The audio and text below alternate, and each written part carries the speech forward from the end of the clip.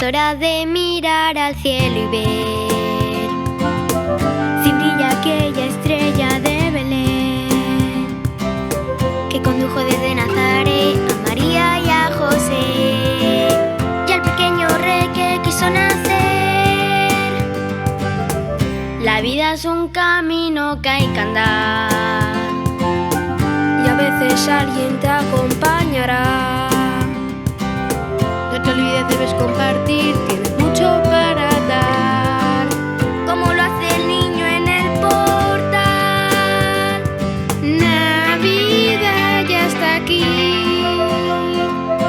deja que entre en tu hogar y escucha las campanas sonar y siente los tambores repicar.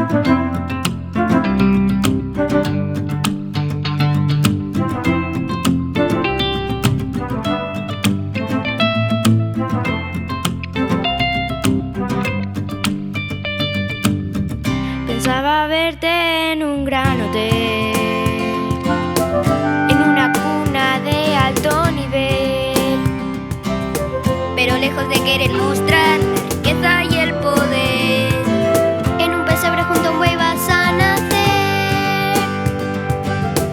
Es el regalo que me hace pensar que mi vida vale algo más que el dinero que pueda ganar.